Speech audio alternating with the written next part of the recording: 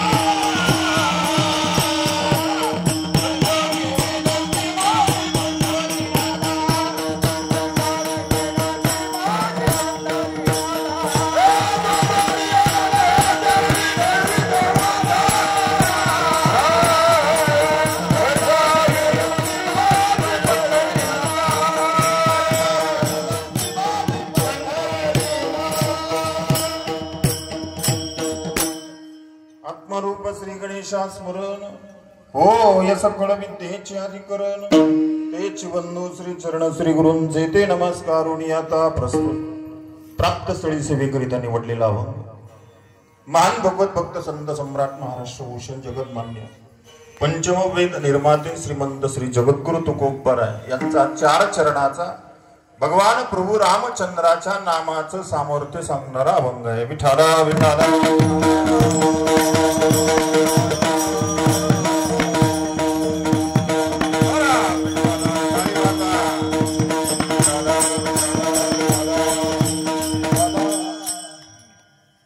अल्पसा थोडा पर्याय देणे अगत्याचा असून चालत असलेला आजचा हा दिवस, दरवर्षी या शक्तीचं नियोजन, वर्षभर रामकथा, प्रभू रामचंद्राची कथा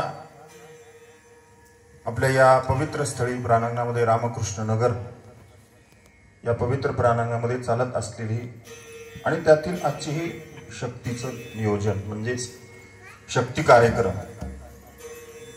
उपस्थित सर्वच परिसरातील या रामकृष्ण नगरातील सर्व ज्येष्ठ श्रेष्ठ मंडळी, माझ्याकडे आलेली सेवा श्री हरिभक्तीपरायण वृक्षराज महाराज मुरकुटे सर यांच्याकडून या आजच्या कीर्तन सेवेचा सुयोग मला प्राप्त झाला।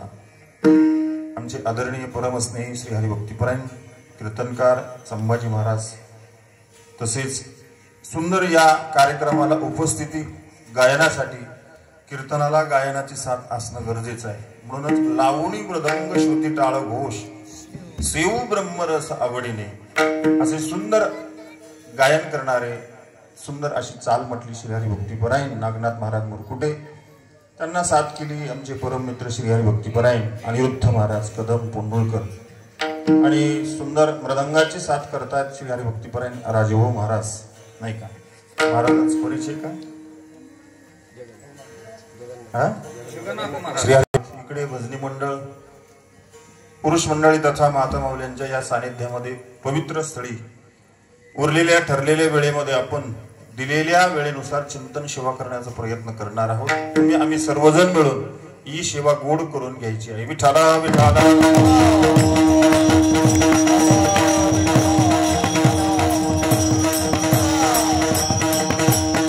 आणि सुंदरशी साऊंड सिस्टीम दिवसभर चालू आहे। आताही आहे का नाही 11 पर्यंत आपल्याला चालवायची आहे। सुंदर सुंदर सिस्टीम आहे बघा। शक्तीचा कार्यक्रम आहे म्हणजे वर्षभर आपण रामायण ऐकलं। रामायण का ऐकायचं हा जर भाव आपण पाहिला का ऐकायचं रामायण रामायणामध्ये काय विशेष आहे। रामकथा आपण वर्ष झालं ऐकतोय। रामकथेचा भाव आहे रामायणात। रामायण काय शिकवतं तर वागणं शिकवतं। मग आपण वागणं अगोदर शिकलं पाहिजे पण आपण काय शिकतो मला वाटतं जगण्यापेक्षा वागणं महत्वाचं आहे नाही का। अनेक जण जगतात जगण्यासाठी काय लागतं नाही का जगण्यासाठी जेवण करावं लागतं। पण माझा हा रामकथेचा संदेश असेल मग जगण्यासाठी पण चांगलं जगण्यासाठी रामायण लागतं। म्हणून रामायणाचा हा भाव अत्यंत महत्वाचा आहे। रामायणामध्ये प्रत्येक प्रश्नाची उत्तर आहे एक नाही प्रत्येक प्रश्नाची उत्तर म्हणजे रामायण आहे बघा। बंधू प्रेम कसं असतं ते रामायण ऐकल्यात कळतं। बापाचं आणि मुलाचं प्रेम काय असतं हे रामायण सांगतं नाही का। मित्र कसा असावा रामायण सांगतं आणि शत्रू कसा असावा रामायण सांगतं बघा। घरात चांगलं चालवायचं कसं हे सुद्धा रामायण शिकवतं आणि घराची फोड कशी करायची हे सुद्धा कैकेयीला गुरु करावं लागतं। म्हणजे मंथरेला गुरु केलं कैकेयीने मंथरेचं ऐकलं आणि घराची फोड झाली त्याचं उत्तर आहे असं रामायणातून हे शिकायचं नाही। रामायण वागणं शिकवतं बघा। बंधू प्रेम कसं असतं दाम्पत्य जीवन कसं असतं म्हणजे पती पत्नीचं जीवन हे कसं असतं आणि पती पत्नीने कसं वागावं। दाम्पत्य जीवनात अनन्यता टिकून ठेवायची आहे ना त्याच्यासाठी रामायण आहे। सीता मातेकडे आपल्याला लक्ष द्यावं लागेल। आपल्याला कळल महाराज दाम्पत्य जीवन म्हणजे काय बंधू प्रेम कसं असतं ते लक्ष्मणजीला विचारावं लागेल। लक्ष्मणजी सांगतील माझ्या भावासारखा भाऊ असावा। राजा दशरथ सांगतील आपल्याला की माझ्या मुलासारखा मुलगा असावा आणि रामाला विचारावं लागेल की माझ्या वडिलासारखा राजा दशरथासारखे। प्रत्येक प्रश्नाची उत्तर आहेत। ज्यावेळेस प्रभू रामचंद्र सांगेल तुम्हाला रामायण काय विशेष आहे आणि रामायण का ऐकायचं बघा। आपल्यापर्यंत आणून देणारे अनेक संत महात्मे आहेत। रामायण आपल्यापर्यंत आणून दिलं तसं रामायण म्हणजे शतकोटी रामायण आहे। चरितम रघुनाथस्य शतकोटी प्रविस्तरम एकैकमक्षराम पूसाम महापातकनाशनम। एक एक अक्षर महापापाचं डोंगर जाळणारा असं हे भगवान प्रभू रामचंद्राची कथा रामाचं चिंतन आहे।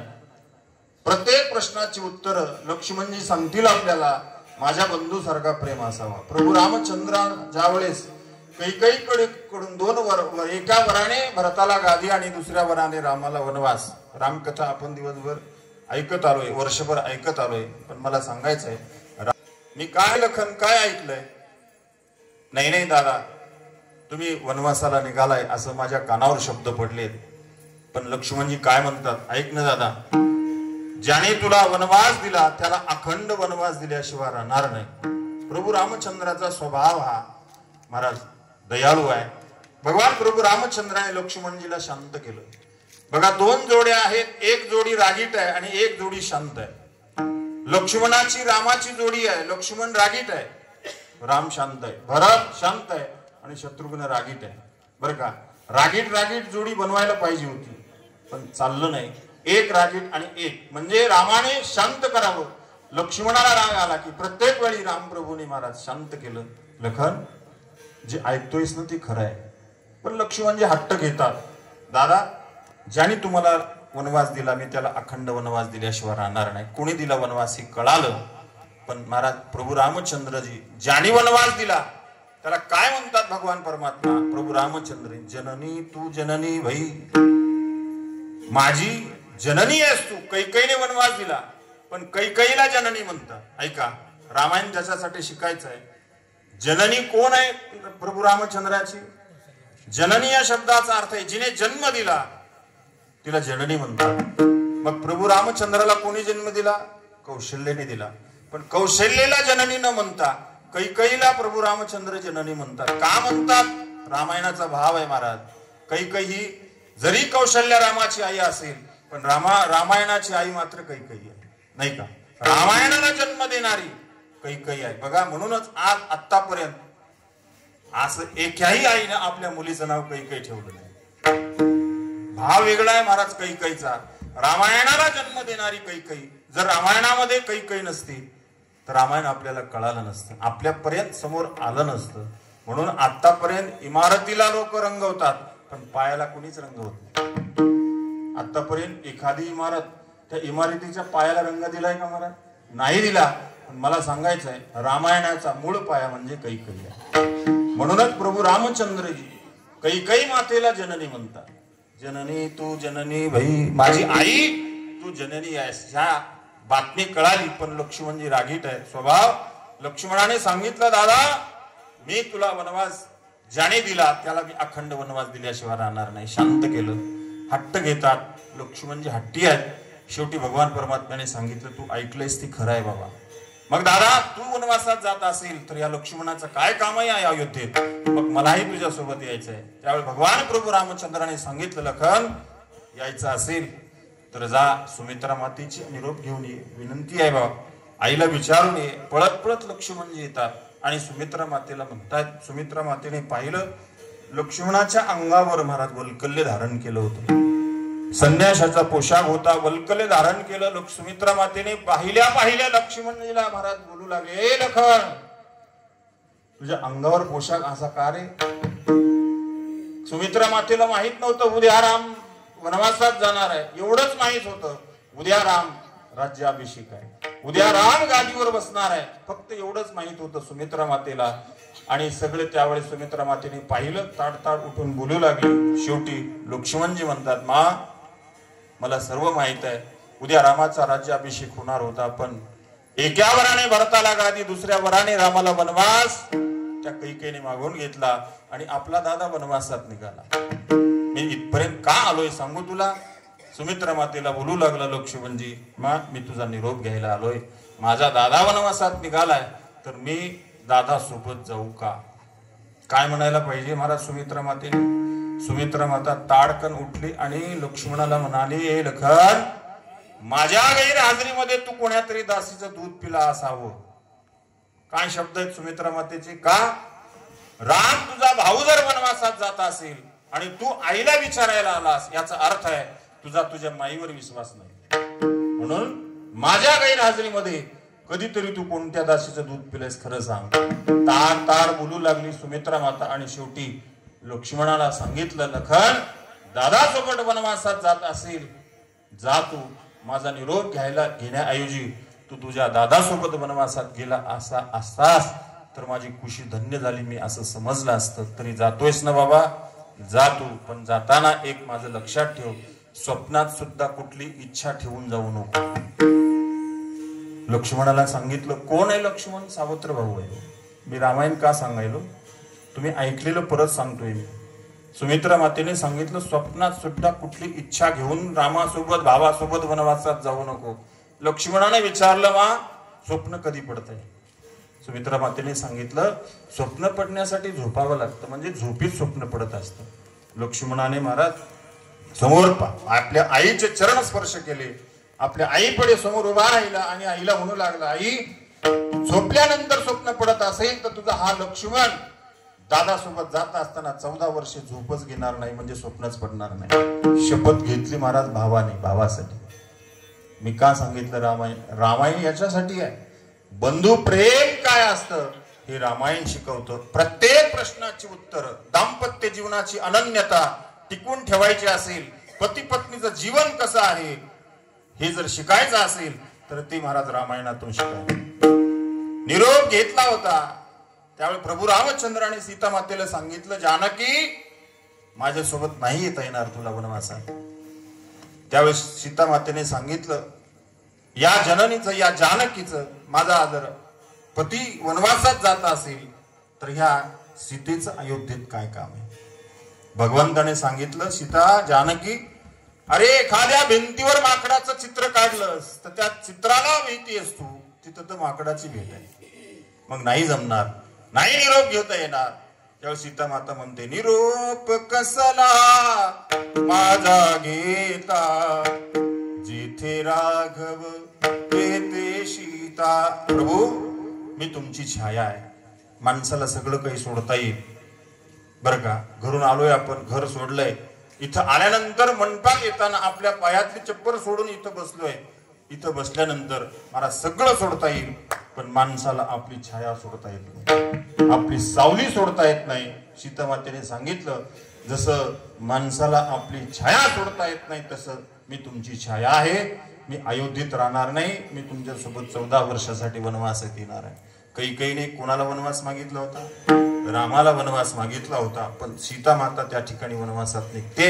मला सांगायचंय कारण प्रत्येक प्रश्नाची उत्तर रामायणात आहे महाराज. म्हणून देव या राम कथेने महाराज देव होता येतं, या राम कथेने साधू होता येतं, या राम कथेने महाराज साक्षात जगद्गुरु तुकोबाराचा अनुभव आजच्या अभंगात वर्णन केला.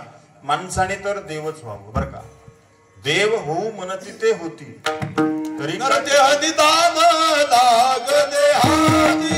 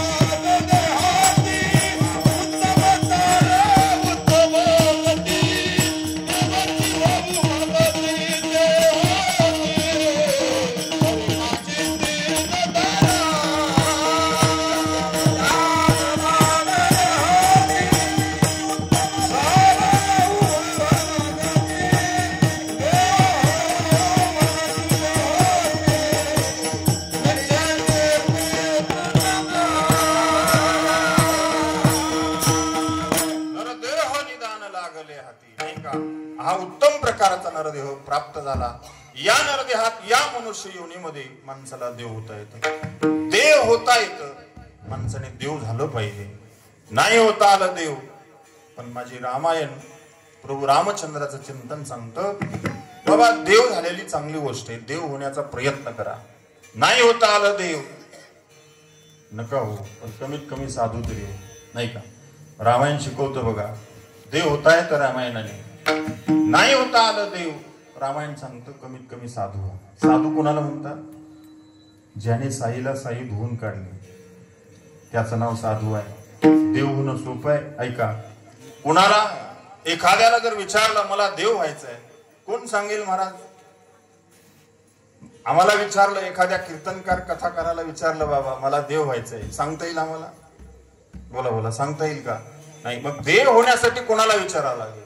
जो देव झाला त्याला विचारावं लागेल, नाही का. मंदिरात जावं लागेल, त्या मंदिरातल्या देवतेला विचारावं लागेल, बाबा तू देव कशाने झाला? ती देवता एखाद्या वेळेस आपल्याला सांगेल, नको भानगडीत पडू देव होण्याच्या. कारण देव होणं खूप कठीण गोष्ट आहे. काय कठीण आहे? देव होण्यासाठी घाव सहन करावे लागते. कोणाला विचारावं लागेल? देव व्हायचंय मला, ज्याने देव बनवला त्याला विचारावं लागेल. हो, त्यासी म्हणे जो आपले तोची साधू ओळखावा, देवतेची साधूची वृत्ती सांगितली. वा, पण आपल्याला देव व्हायचंय, एखाद्या पाथरवटाकडे जावं लागेल का? ज्याने देव घडवला, ज्याने दगडातून देव निर्माण केला, त्याचं नाव आहे पाथरवट. ते पाथरवट एखाद्या वेळेस विचारून सांगेल, बाबा हो नका हो देव, घाव सहन करावे लागतात, देव होण्याच्या भानगडीत जाऊ नका. नाही हो मला देव व्हायचंय. मग तो सांगतो की देव होण्यासाठी मोठे घाव सहन करावे लागतात. तो पाथरवट काय करतो, त्या दगडाला घणाने मारतो. हातामध्ये घन असतो, त्या घणाने मारतो. घन ठेवल्यानंतर छोटा पुन्हा हातोडा घेतो, नाही का, हातोड्याने मारतो. पुन्हा छन्नीने टोकून टोकून टोकून मला सांगायचंय त्या दगडातला अनावश्यक भाग बाजूला काढतो आणि अनावश्यक भाग निघाल्यानंतर त्याच्यातून दगडाची देव रूपी मूर्ती तयार करतो. म्हणजे किती घाव सहन करून देव झाला. म्हणून रामायण आमचं सांगतं की बाबा हो, होता आलं देव व्हा, नाही होता आलं नका हो, पण कमीत कमी साधू व्हा. पण साधू होणं त्याच्या पुढची गोष्ट आहे. ज्याने सहायला साही धुवून काढले, काम क्रोध लोभ मद मत्सर अहंकार ज्याने धुवून काढले त्याला साधू होत आहे. जीवनामध्ये साधू जीवन जगत असताना साधूच्या हातून एखाद्या वेळेस जर कर्म करण्यात साधू चुकला तर खूप अवघड होतं मला, नाही का. एक पिढी बर्बाद होते त्याच्या हातून. म्हणून साधू होणं कठीण गोष्ट आहे. बघा, लक्षात येईल आपल्या ममाजी बुवा सारख्याने महाराज जगद्गुरु तुकोबारायाला काठीने मारावं आणि तुकोबारायाने ममाजी बुवा सारख्याला म्हणावं, बाबा आज तुम्ही कीर्तनाला नाहीत हो. ज्या कीर्तनाला, ज्या खांबाला तुम्ही टेकन देऊन बसताना तो खांब रिकामा आहे. मी त्या खांबाकडे पाहतोय, आज मम्माजी बुवा नाहीत म्हणून माझ्या कीर्तनात रंग येत नाही. ज्या हाताने मारलं मम्माजी बुवानं, त्याच मम्माजी बुवाला काठीने मारले तुकोबारायाला. ते तुकोबाराय मम्माजी बुवाच्या वाड्यात जातात. मम्माजी बुवाच्या हाताला धरून रोज तिथे मम्माजी बुवा बसतात. त्या खांबाला टेकन देऊन पुन्हा आणून बसवतात आणि नंतर कीर्तनाला सुरुवात करतात. काय अधिकार आहे मला? का करतात असं? ज्याने साईला साई धुवून काढली. हे नाही, दुसरं उदाहरण दिलं आपल्याला. सगळ्यात मोठं उदाहरण आहे ज्यावेळेस माऊली ज्ञानोबारायाचं उदाहरण पहा तुम्ही. सिद्धबेटातून माऊली ज्ञानोबाराय आळंदीत सकाळी सकाळी जातात आणि मधुकरी करू लागली. मुक्ताईने पाठवलं होतं, दादा अरे दीपावलीचा सण जवळ आला म्हणून निवृत्ती दादानं मला सांगितलं होतं, निवृत्ती दादाला मांडे खायची इच्छा झाली आहे, तू कधी जातोस मधुकरीला? महाराज काखेत झोळी अडकली आणि ज्ञानोबाराय सिद्धबेटातून आळंदीत आले. आळंदीत प्रभात सकाळी सकाळी मधुकरी मागत असताना 4 घरं मधुकरी मागितल्यानंतर पगडीवाल्या बाबाने पाहिलं. एशीतून घोड्यावर बसून 12 बंदी अंगात पायात जोडाय. घोडा टाप टाप करत बाहेर आल्यानंतर पाहिलं आणि सकाळी सकाळी पाहिल्यानंतर काका उतरले खाली आणि विचारलं, कोण आहेस रे तू? काका मीच आहे ज्ञाना. काय करतोयस? मधुकरी करतोय. मांडे खायची इच्छा झाली. काका निवृत्ती दादाला इच्छा होती, मुक्ताईला इच्छा झाली म्हणून मधुकरीसाठी आलो. काका उतरतायत खाली, झोळीत वाकून बघतायत. बघितल्यानंतर 4 घराचं कोरांना पीठ त्या झोळीत होतं. पण झोळी पालती केली बघा, ऐका, पालती केली. पीठ खाली पडलं होतं, पायात जोडा होता. मला सांगायचंय जोड्यासहित ते पीठ महाराज नालीत लुटून दिलं. ज्ञानोबाराय खाली मान घालतात, सरळ आळंदीतून आता सिद्धबेटात येतात. मुक्ताईला कळालं आता ज्ञानदादा आलाय. आल्यानंतर निवृत्ती दादाला आवाज दिला, ए निवृत्ती दादा, ज्ञानदादा आलाय, आता हात धुवून घे, पाय धुवून घे, पाटावर बस, मी तुला लगेच मांडी करून देते. मुक्ताईचा भाव होता तो. पण शेवटी माऊली ज्ञानोबाराय मुक्ताईकडे न येता महाराज पर्णकुटीच्या दिशेने निघाले. पर्णकुटीत आत गेले, बाहेर ताटी लावून घेतली आणि आपल्या गुडघ्यामध्ये डोकं घातलं आणि ज्ञानोबाने रडायला सुरुवात केली. फुसफुस असा आवाज मुक्ताईच्या कानी आला. मुक्ताई जवळ आली आणि एका सांगीतून ताटीतून पाहत असताना लक्षात आलं, आता मुक्ताई बोलू लागली, काय रे दादा, काय झालं? तू का रडतोयस? समाजाचा राग आलाय का तुला? अरे समाजाचा अपराध आपण सहन करण्यासाठी जन्माला आलो. समाज अपराध करत असतो. दादा माझ्या अगोदर रडतोयस तू. आम्ही तुमच्या खुशीत येऊन रडायला पाहिजे होतं, पण आमच्या अगोदर तू रडतोयस. आईने ज्यावेळी जाताना सांगितलं होतं, मुक्ता आईला देहांत प्रायश्चित्त झालं, वडिलाला देहांत प्रायश्चित्त झालं सांगेल. मुक्ता सांगू लागली, ज्यावेळेस आईनं आम्हाला रात्रीच आपल्यापासून निघून गेली, झोपेत टाकून गेली रे दादा, पण आईने एक काम केलं होतं. त्यावेळेस पत्र लिहून ठेवलं होतं माझ्या उशाला. त्या पत्रात लिहिलं होतं, दादा मुक्ता, जर कधी तुझे डोळे भरून आले, जर कधी रडण्याचा प्रसंग आला तर तू समाजापुढे रडू नको. मग त्यावेळी सांगितलं होतं आईने, ज्ञानदादाला मुक्ताई बोलते, दादा त्यावेळेस आईने सांगितलं होतं माझ्या माघारी माझ्या नंतर तुझी आई ज्ञानाई असेल, तुला कधी रडण्याचा प्रसंग आलाच तर ज्ञानाच्या कुशीत जाऊन रडत जा. कोण म्हणतंय? मुक्ता म्हणते ज्ञानदादाला, ज्ञानाईच्या कुशीत जाऊन रडत जा. मग आता मी तुला बोलते दादा, आमच्या अगोदर तू रडतोयस, आता आम्ही कोणाच्या कुशीत जाऊन रडावं? अपराध सहन करण्यासाठी आपण जन्माला आलो. जग आपल्याला अनाथ म्हणतंय ना. सांगेल तुम्हाला, जे अनाथ असतात ना महाराज, तेच जगाला सनाथ करत असतात. माऊली ज्ञानोबाराय 4 भावंड हे अनाथ होते. ज्ञानोबारायने ज्ञानेश्वरी आपल्या हातात दिली, हरिपाठ नावाचा ग्रंथ आपल्या हातात दिला. तुम्ही आम्ही अनाथाला सनाथ करण्याचा प्रयत्न माऊली ज्ञानोबारायचा आहे. अरे दादा, जगाला सनाथ करायचं आहे आपल्याला. लोक तुला योगी म्हणतात बाबा, योगी बाबा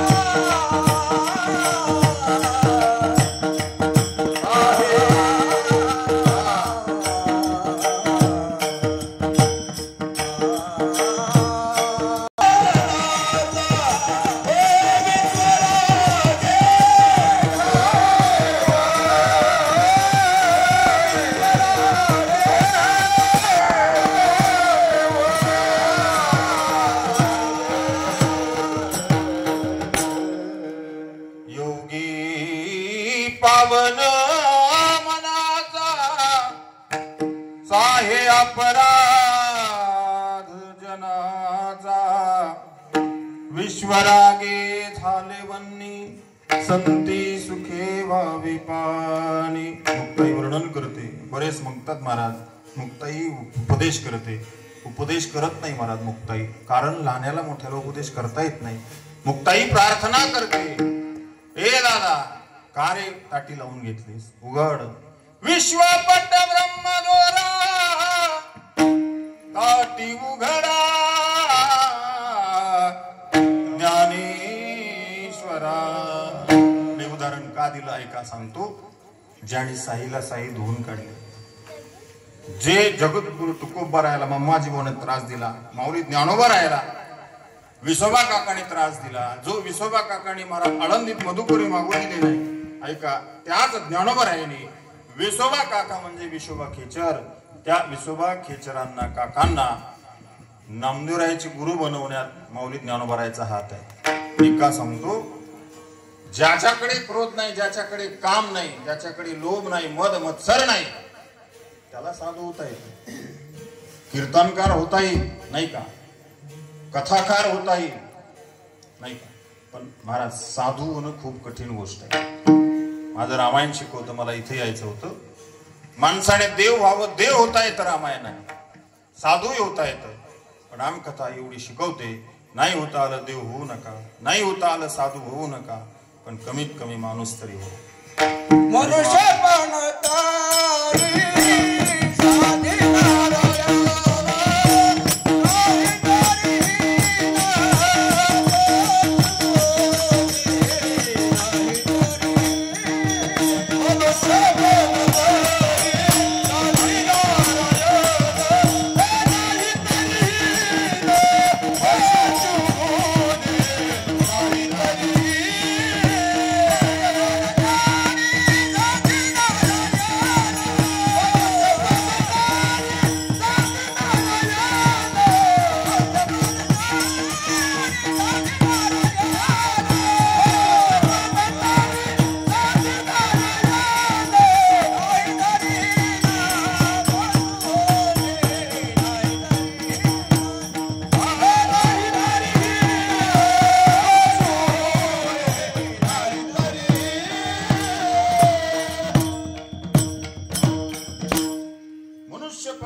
साधी नारायण, नाही का? हे मनुष्य जन्म महाराज, माणसाला या मनुष्य जन्मात देव होता येत. ऐका बरं का, नाही होता आलं देव होऊ नका, साधू होता आलं नाही होऊ नका, पण कमीत कमी माणूस होणं गरजेचं आहे. ऐका, त्याच्यासाठीच रामायण ऐकायचं. कोणाला म्हणतात माणूस? किसी के काम जो आए उसे इंसान कहते हैं, पराया दर्द अपनाए उसे इंसान कहते हैं. कभी धनवान है कितना, कोणाकडे धन असेल, कोणी श्रीमंत असेल, कोणी महाराज धनहीन असेल. कभी धनवान है कितना, कभी इंसान निर्धन है. जो मुश्किल में ना घबराए उसे इंसान कहते हैं. दुसऱ्याच्या दुःखात जो सहभागी होतो ना, त्याला माणूस म्हणतात. आता ऐका ते काकाचं प्रमाण. जे का रंजले गांजले त्याशी म्हणे जो आपुले. जे दुःखात दुसऱ्याच्या सहभागी होतो ना, त्याला माणूस म्हणतात. आणि माणूस होण्याचे साधन, माणूस होणं शिकवणं, हे रामायण करतात. मला थांबायचं इथं. रामकथा का ऐकायची आहे? रामकथा ही अगोदर वागणं शिकवते. श्रीमद भगवद्गीता जगणं शिकवते. आणि मृत्यूवर विजय मिळवायचा असेल तो श्रीमद भागवत शिकवतं. म्हणून प्रत्येक ग्रंथ आपल्या या मराठवाड्यामध्ये अनेक संत महात्म्यांनी आपल्यापर्यंत आणून दिले. अनेक संतांनी हे रामकथा लिहिली. ही रामकथेचे मूळ प्रवक्ते वाल्मिकी ऋषी आहेत. मूळ रामायण जर पाहिलं तर संस्कृत होतं. म्हणून या संस्कृताचं प्राकृत करण्याचा अधिकार शांती ब्रह्मश्री नादबाबाने तुमच्या आमच्यापर्यंत आणून दिलं. हे अहो भाग्य आपलं आहे महाराज. आणि हे भावार्थ रामायण आपण वर्षानुवर्ष याचं श्रवण करत आहोत. नक्की आपल्याला माणूस बनवल्याशिवाय राहणार नाही. त्याला रामायण म्हणतात. विठाला विठाला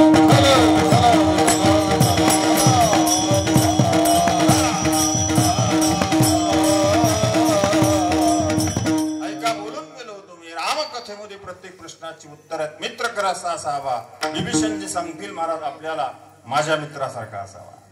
अरे विभीषणाला ज्यावेळेस त्यावेळेस विठाला विठाला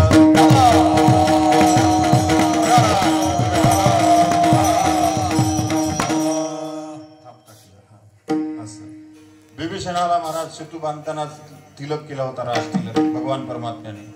हनुमंतराय लक्ष्मणजी समोर होते आणि लक्ष्मणाने विचारलं, दादा आता विभीषणाला राज तिलक केला, कारण विभीषण शरण आल्यामुळे, नाही का? राज तिलक केला, विभीषण शरण आला, लंकेचं दान दिलं. एखाद्या वेळेस रावण शरण आल्यावर काय देतात? काय एखाद्या वेळेस आता रावण शरण आल्यानंतर त्यावेळी भगवान प्रभू रामचंद्राने सांगितलं, माझ्या रामाचा स्वभाव आहे का?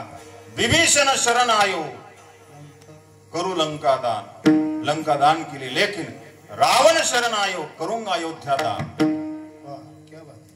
जर रावण शरण आला, हे भगवान प्रभू रामचंद्राला हे माहित होतं, कारण रावण शरण येणार नाही, जर आला तर माझी अयोध्या दान करील. हे ब्रीद भगवान प्रभू रामचंद्र होतं. कारण मित्र कसा असला पाहिजे, विभीषणाने सांगितलं माझ्या मित्रासारखा असावा. शत्रू कसा असला पाहिजे, त्यावेळेस रावण सांगेल महाराज माझ्या शत्रूसारखा असावा. शत्रूने शत्रूचा उद्धार केला नाही का, शत्रूने शत्रूचा उद्धार केला, मारून मुक्त केलं, मोक्ष प्रदान महाराज रावणाला देऊन टाकलं. याला रामायण म्हणतात. याच्यासाठी आपल्याला रामायण ऐकावं लागतं. विठाला विठाला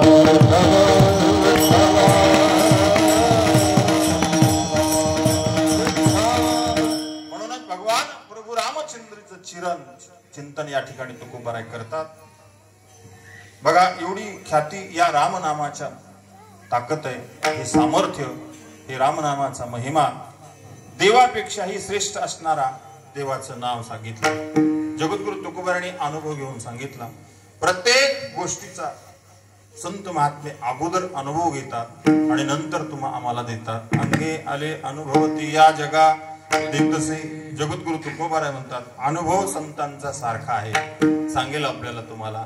बघा देश काल आणि वस्तूने मर्यादित संत महात्म्याचा अनुभव आहे. ज्ञानोबराय म्हणतात अनुभव सांगितला ज्ञानोबरायांनी.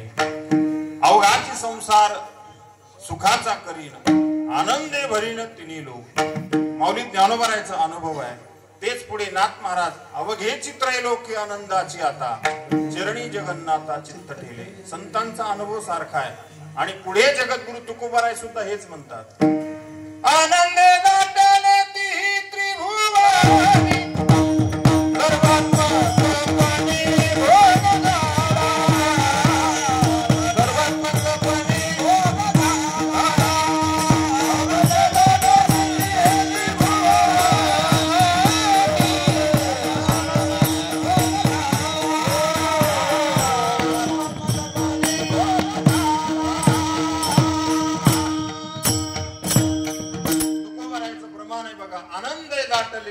त्रिभुवनी. नाथ महाराजांचं प्रमाण आहे अवघेची त्रैलोकी आनंदाची आता. आणि माऊली ज्ञानोबरायचं प्रमाण आहे आनंदे भरीन तिन्ही लोक. मला सांगायचंय संत महात्मे प्रत्येक वेळेस अनुभव देत असताना सारखा देतात. तुमचा आमचा अनुभव नित्य रोज बदलणारा आहे. म्हणून जगद्गुरु तुकोबारायांनी या गोष्टीचा अनुभव घेतला आणि आम्हाला संदेश दिला. बाबा हो, जीवन जगत असताना मनुष्य देह तुम्हाला प्राप्त झाला. जर तुम्हाला देव व्हायचा असेल, तुम्हाला राम व्हायचा असेल तर राम म्हणता रामाची होईल. राम म्हणता रामाची होईल.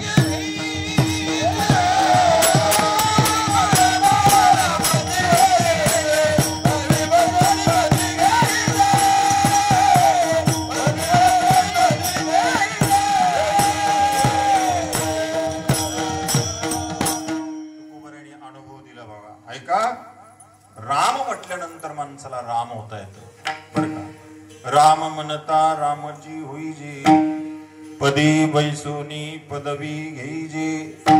अशी ही पदवी प्राप्त होण्यासाठी रामाचं नाव आहे. अनेक शास्त्रांनी, अनेक पुराणांनी, 18 पुराण, 6 शास्त्र, श्रुती, एकच त्यांचं वचन आहे महाराज. काय? राम नाम, राम नाम, राम नाम. एवढं नामाचं महत्व आहे. जगद्गुरु तुकोबाराच्या शब्दाला थोडस आपण पाहिल्यानंतर जगद्गुरु तुकोबारायला विचारू महाराज, राम म्हटल्यानंतर राम होता येतं. आता मी एक प्रश्न विचारेल आपल्याला. रामायण सगळे ऐकणारी मंडळी आहे. बघा, वाल्मिक ऋषीने राम जप किती वर्ष केला? 12 वर्ष. 12 वर्ष जप केला. म्हणजे वाल्मिकच्या अगोदर त्याला वाल्या कोळी म्हटलं जात होतं, नाही का? त्या वाल्या कोळ्याचा धंदा काय होता? वाटसरूपणा, वाटसरूला अडवणे, त्याला मारणे आणि आपली पोटाची उपजीविका भागवणे. नारदाची भेट झाली. नारदाने उपदेश केला, राम नामाचा हा उपदेश केला, मंत्र दिला आणि 12 वर्ष त्या वाल्या कोळ्याने राम जप केला. राम म्हणता येत नव्हतं तरी सुद्धा मरा मरा उफरात्या नामे तारियला कोळी, दोषा झाली होळी राम नामे. सर्व दोष जळून गेले. 12 वर्ष तप केलं. अंगावर वारुळ चढलं, नाही का? वारुळ चढल्यानंतर नंतर नाव पडलं वाल्मिक, बर का? वारुळाला संस्कृत मध्ये वाल्मिक म्हणतात.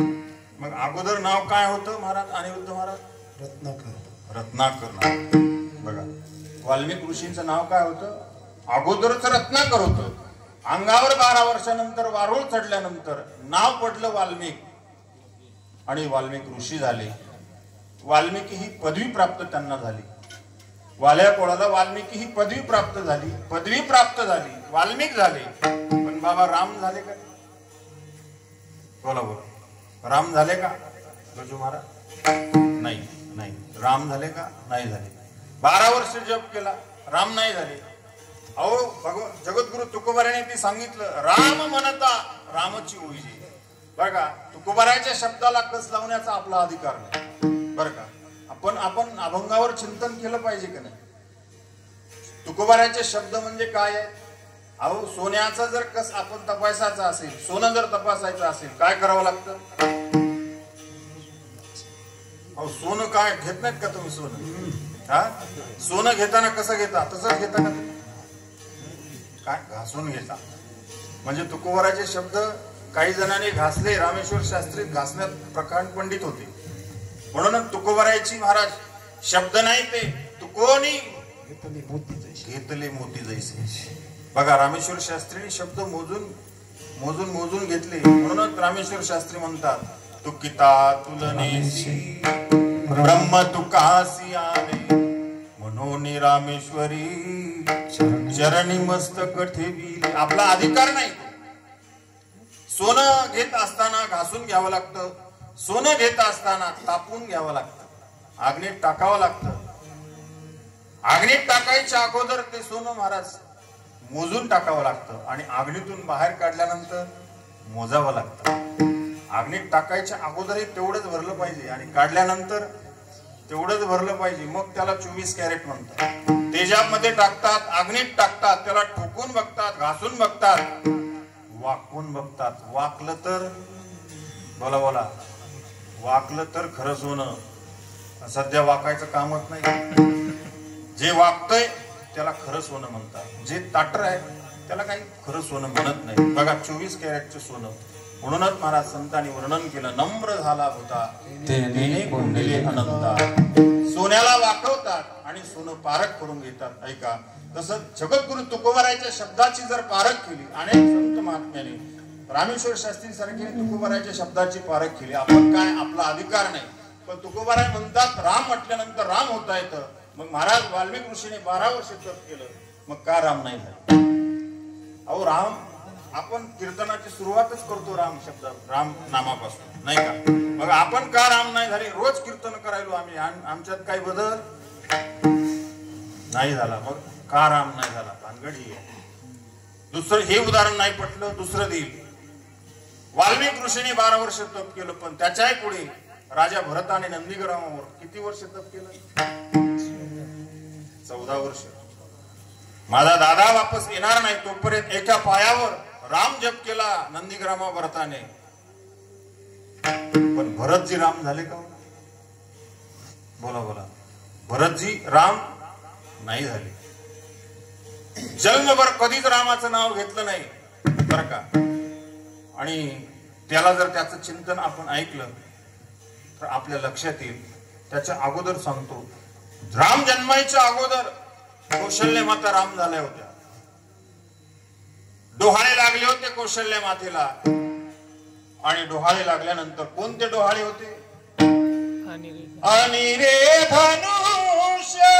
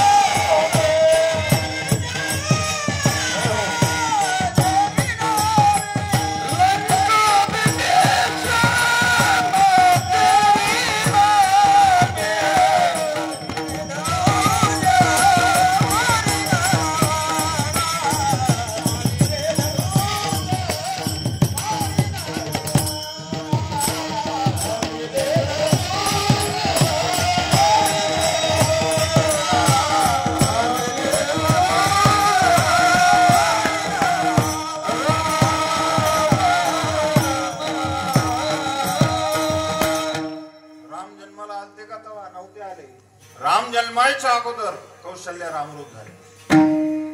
रामाचा जपाचा त्याचा काय संबंध आहे? राम जन्माच्या अगोदर डोहाळे लागले होते. आणि रे धनुष्य मारीन रावणा, लंका विभीषणा देईन मी. 12 वर्ष वाल्मिक ऋषीने तप केलं. राजा भरताने 14 वर्ष तप केलं. कौशल्याने राम जन्माच्या अगोदर रामरूप झाल्या. हे नाही उदाहरण, त्याच्या विरोधात दुसरं एक उदाहरण देतो. सगळ्यात या जगामध्ये राम आणि रावणाचं युद्ध ठरलं. राम आणि रावणासारखं युद्ध नाही. युद्धाची तारीख निश्चित झाली. 10-20 फुटाचं अंतर होतं. दोन्ही भगवान प्रभू रामचंद्रजी रथावर आरूढ होते. रावण रथावर आरूढ होता. एक सैन्य युद्ध करत होते. शेवटी भगवान प्रभू रामचंद्राने सांगितलं, अरे रावणा, तुला पहिला डाव देतो, मार बा. रावणाने धनुष्याला बाण सजवला होता. कानडी ओढत होते. ओढत असताना ज्यावेळेस भगवान प्रभू रामचंद्राला विचारलं, रामा, मी कोणत्या रामाला बाण मारू? बरोबर आहे ना? कोणत्या रामाला बाण मारू? रावण म्हणत होते, रथाचे घोडे सुद्धा रावणाला राम दिसू लागले. रथ सुद्धा राम दिसू लागला. नाही नाही, आपल्या पत्नीकडे मंदोदरीकडे पाहिल्यानंतर मंदोदरी सुद्धा राम दिसू लागल्या. सर्व सैन्य राम दिसू लागलं. भगवंताला विचारलं, रामा सांग आता मी कोण्या रामाला बाण मारू? मला सांगायचंय, रावणाने जीवनभर रामाचं नाव घेतलं नाही. त्याच्यात उलट सांगेल तुम्हाला, जे राम नाम घेत होते त्याला दंड करत होता रावण. मग रावण राम झाला. 14 वर्ष जप केलं. 12 वर्ष वाल्मिक ऋषीने जप केला. त्यांना राम होता आलं नाही. पण जन्मभर कधीच रामाचं नाव घेतलं नाही. मग त्याला राम होता आलं. मग जगद्गुरु तुकोबारे म्हणतात, एकदा राम नाम घेतल्यानंतर राम होता येतं. महाराज सांगा उत्तर. दोन्ही प्रश्नाचं उत्तर देतात बघा. हे तुम्हाला मी का दृष्टांत दिले रामायणातले, याच्या उलट करा, ऐका. राम झाला होता, हे देहाने झाला होता का मनाने झाला होता? कौशल्या राम देहानं झालत्या का मनानं झालत्या? देहानं राम होता येत नाही राजे हो. देहानं राम होता येत नाही. अगोदर मनाने राम व्हावा लागतो. मन हे राम झाले, मन हे राम झाले, मन हे राम झाले.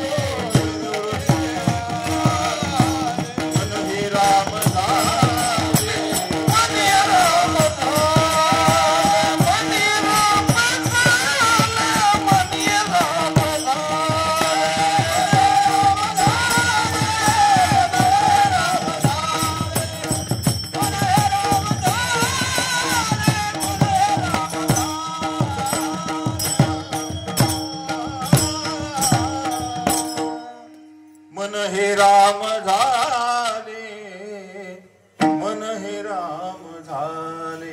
रावणाने सांगितलं माझं मनच रामरूप झालंय, आता मी कोणत्या रामाला बाण मारायचा आहे का? देहाने राम होता येत नाही मला, पण मनाने मात्र. राजा भरत देहाने राम नाही झाला, मनाने राम झाला होता. वाल्मिक ऋषी देहाने राम नाही झाले, मनाने राम व्हावं लागतं.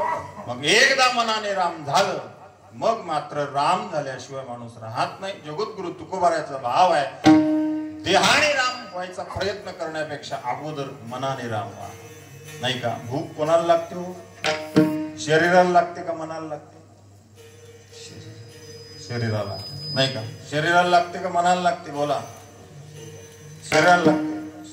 मग आता आपण शरीराला जर भूक लागली, असं चपात्या पोटावर बांधल्यावर जमते का? हे शरीरच आहे, नाही का? पाठीवर बांधल्या चालेल का? नाही, नाही जमणार. भूक कोणाला लागते? मग भूक मनालाच लागते. मनाला भूक लागल्याशिवाय आपण शरीराला खाऊ घालत नाही. मी इकडलं उदाहरण का दिलं? तसं राम व्हायचंय ही भूक मात्र मनाला लागली पाहिजे. मग एकदा मनाला लागली की माणूस राम होतो. हे मनच रामरूप होतं. म्हणून जगद्गुरु तुकोबाराय म्हणतात, परमार्थ जिंकायचा आहे महाराज. हे मनुष्य देह तुम्हाला प्राप्त झाला, या मनुष्य देहात आल्यानंतर तुम्हाला रामरूप व्हायचं असेल तर अगोदर मनाला सावध करा. म्हणून होई सावध मना, तू ही ऐकबा सज्जना, या मनाला सावध करावं लागतं. आणि जगद्गुरु तुकोबाराय म्हणतात, एकदा हे मन भगवंताला दिलं, तुका म्हणे चित्त करावे निर्मळ, एवोनी गोपाळ राहे तेथे, मग मात्र तुम्ही रामरूप झाल्याशिवाय राहणार नाही. म्हणून असं या रामरूप वचनामध्ये जगद्गुरु तुकोबाराय म्हणतात, जे आपण सुखाचा शोध करतोय ते इथंच आहे, ते अभंगाचं दुसरं. ऐशा सुख वचनी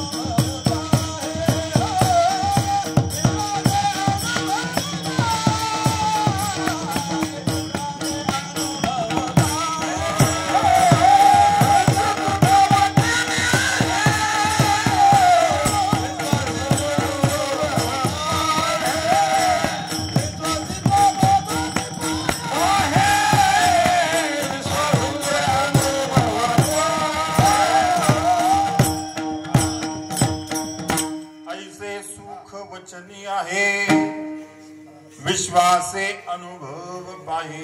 जगद्गुरु तुकोबाराय म्हणतात, माझ्यावर विश्वास ठेवा, नाही का? माझ्या शब्दावर विश्वास ठेवा. कारण आम्हा घरी धन शब्दाचीच रत्ने, आणि रत्न रूपाने आमच्या घरी धन म्हणजे काय आहे ते शब्द आहेत. या शब्दावर, या वचनावर तुम्हा आम्हाला विश्वास ठेवायला सांगितला. तुका म्हणे नाही विश्वास ज्या म्हणे पहावे पुराणी विचारणी. माझ्यावर विश्वास नसेल, पुराण शोधा, शास्त्र शोधा, शुद्धी शोधा, तुम्हाला कळेल महाराज खरं सुख नेमकं कशात. सुख म्हणजे काय हो? सुख म्हणजेच देव आहे, आणि देव म्हणजे सुख आहे. बघा, दोन मित्र, एक मित्र मित्राकडे गेला आणि मित्राला म्हणू लागला, का हो खूप दिवसाने भेट झाली रे, एक काम आहे, मला अडचण आहे, करशील का दूर? मित्र म्हणून आला, सांग काय अडचण आहे. त्या मित्राने सांगितलं, अडचण होती थोडी, पैशाची गरज होती. त्याने सांगितलं, किती? माझ्याकडे ते 100च रुपये आहेत बाबा. मी सांगतोय, सुख म्हणजे देव आणि देव म्हणजे सुख. आपण जे सुख शोधतो ते सुख नाही, आणि जे सुखाची अपेक्षा करतो आपण, संसारात सुखाची अपेक्षा करतोय. ऐका, सुख म्हणजे देव आणि देव म्हणजे सुख आहे. त्या मित्राकडे 60 नोटा त्याने मित्राला दिल्या, 40 आपल्या जवळ ठेवल्या. देताना सांगितलं, बाबा नेतोयस खरं, पण परत कधी करणार? त्यावेळेस 6 महिने थांबायला सांगितलं. 6 महिन्यानंतर परत करील. आणि 6 महिने होऊन गेले. मित्राने फोन लावला, दिलेले पैसे तू माझे मला परत केले नाही. फोन आल्यानंतर मित्राने पैशाची तडजोड केली आणि 60 रुपये घेतलेले मित्राकडे नेऊन दिले. देत असताना मात्र मित्र नाराज झाला. अरे, मी दिले होते तुला 60 रुपये, दिले होते मी तुला पैसे, तू मला परत केले नाहीस. तर मित्राने सांगितलं, बाबा हे 60 रुपये तुझे घेतले होते, हे घे परत. नाही नाही, माझे पैसे तू मला परत कर. दोघांचे चौकात भांडण सुरू झालं. तिसरा मित्र जवळ आला आणि आल्यानंतर म्हणू लागला, काय झाले, का भांडता? त्यावेळेस सांगितलं, अरे याने माझे 60 रुपये घेतले होते, 6 महिने झाले परत करत नाही. आणि तो मित्र म्हटला, हे बघ हे 60 रुपये हे घेत नाही. ते 20च्या 3 नोटा होत्या बरं का. 20च्या 3 नोटा असल्यामुळे तेही 60 होते, आणि 1 रुपयाचं बंडल, त्याच्यातल्या 60 नोटा काढल्या होत्या, तेही 60 रुपये होते. त्यावेळेस तो मित्र हुशार होता, त्याने सांगितलं, काय झालं रे, हे 60 रुपयाचे घे ना. नाही नाही म्हणलं, माझे पैसे मला परत करत नाही. खोटारडा निघाला म्हणजे मित्र, माझे मला पैसे परत कर. शेवटी त्याने ओळखलं आणि एका स्टोअरवर, दुकानावर गेला. गेल्यानंतर त्या 3 नोटाचं चिल्लर केलं आणि त्याच्या 60 नोटा तयार केल्या आणि मित्राच्या हातात दिल्या. ते म्हटलं, हा तू खरायस, आणि हे माझे पैसे घेऊन मला माझे पैसे परत करत नाही. हे 60 रुपये माझे तू खरे परत केले. माझा दृष्टांत संपला. जे आपण जे सुख शोधतोय, जे खरं सुख नेमकं आपल्याला माहित नाही, त्याला फक्त 1 रुपयाची नोटची ओळख होती, 20च्या नोटीची ओळख नव्हती त्या मित्राला. आपल्याला एवढीच ओळख आहे, आपल्याला वाटतं की संसारातच सुख आहे, पण हे संसारात सुख नाही. मग सुख म्हणजे काय आहे? सुख म्हणजे देव आहे आणि देव म्हणजे सुख आहे.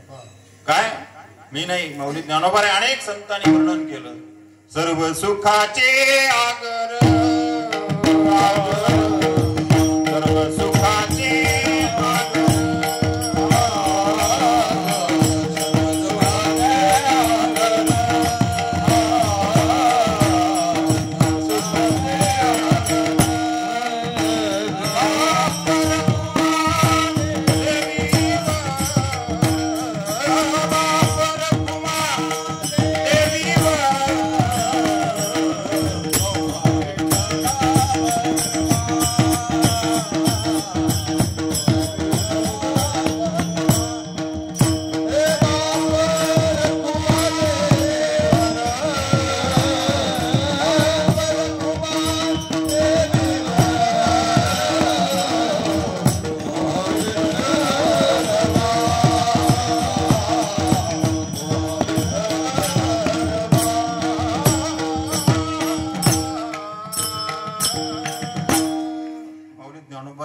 सुख म्हणजे काय? ऐका, सर्व सुखाचे आगर बाप रखुमा देवीवर, किंवा मने नरहारी सोनार, जनी मने शारंगार. सर्व सुखाचे आगर म्हणे नरहरी सोनार. प्रत्येक संतांनी महाराज सुख म्हणजे देव आणि देव म्हणजे सुख सांगितलं. म्हणून सुख कशात आहे? राम नामात आहे. सुख कशात आहे? तर त्या राम स्वरूपात सुख आहे.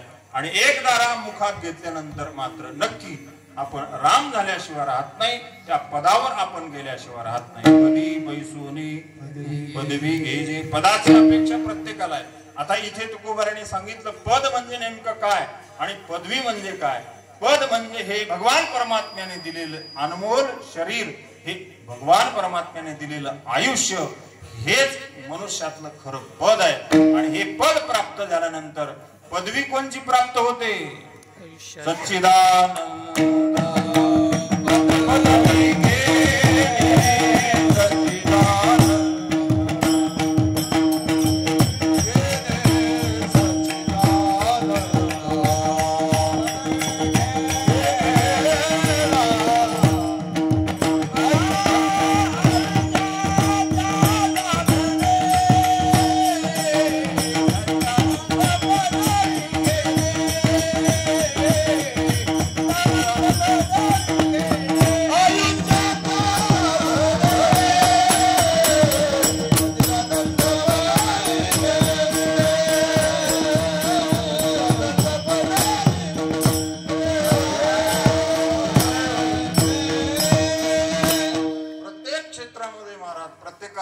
असतं, प्रत्येकाला पदवी असते. मग हे आयुष्य प्राप्त झालं, भगवंताने दिलं. आयुष्याच्या साधने सच्चिदानंद पदवी घेणे, सच्चिद आणि आनंद स्वरूपाची पदवी म्हणजेच देव होण्याची पदवी प्राप्त होते, नाही का.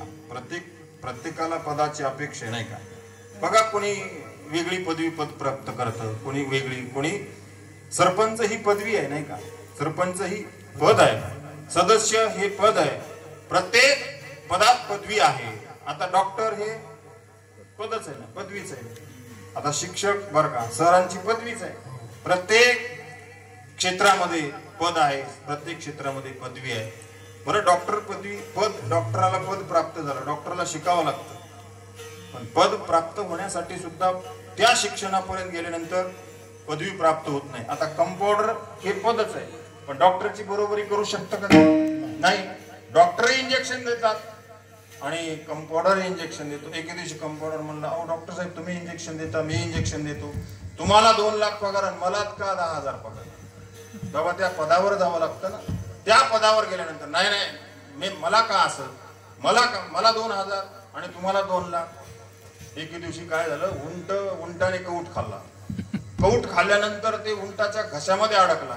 त्याने त्या कौटवाल्या मालकाने पळत पळत डॉक्टरकडे नेले. डॉक्टर यांनी कौट काढला आणि कौट निघत नाही. आता ते सोपा उपाय होता. डॉक्टरने 2 दगड घेतले, खाली एक ठेवला, वर एक मारला ठेका, कौट फुटला, उंट मोकळा झाला. हे कंपाऊंडरनं बघितलं. अरे हे तर एकदम सोपं, हे सुद्धा मला काम जमतंय म्हणे. समोर एक दिवशी महाराज एके आजीनं सुपारी खाली, पण सुपारी घशात अडकली. अडकल्याबरोबर त्यांनी पाहिलं, माझ्या डॉक्टर साहेबांनी हेच केलं होतं. त्याने खालून दगड वरून दगड मारला, ठेका गेली म्हातारे. नाही का, हे पदवी आहे का? पदवी घ्यायची ना. प्रत्येक पदवीत महाराज, प्रत्येक पदवीमध्ये शिक्षणाची आट आहे. मग ह्या भगवान परमात्म्याने दिलेलं पद आहे, हे आयुष्यरूपी पद आहे. या आयुष्यरूपी पदातून त्या पदवीपर्यंत, ती पदवी म्हणजे सच्चिदानंद रूपाची पदवी आहे, ईश्वर स्वरूपाची पदवी आहे. आपलं खरं स्वरूप काय आहे हे ओळखण्याची पदवी जगद्गुरु तुकोबराय या नामाचं सामर्थ्य सांगतात. बाबा हो, नाम घेतल्यानंतर त्या स्वस्वरूपापर्यंत म्हणजे राम स्वरूपापर्यंत तुम्हाला जाता येईल आणि तुम्ही गेल्याशिवाय राहणार नाही. म्हणून राम म्हणता रामाची होईजे, पदी बैसोनी पदवी घेईजे, ऐसे सुख वचनी आहे, विश्वासे अनुभव पाहे, राम रसाची चवी, आन रस रुचती केवी. रसाचे प्रकार बरेच आहेत, आता सांगायला वेळ नाही. म्हणून हे अत्यंत महत्वाचा रस आहे. ब्रह्मरस घेई काढा, तेने पिढा वारेल. या आयुष्य पदापर्यंत गेल्यानंतर महाराज पदवी प्राप्त होते, राम रसाची गोडी प्राप्त होते. हे जगद्गुरु तुकोबराय यांनी महाराज अनुभव घेतला आणि अनुभव घेऊन आम्हाला तुका मनचा कोणी सांगे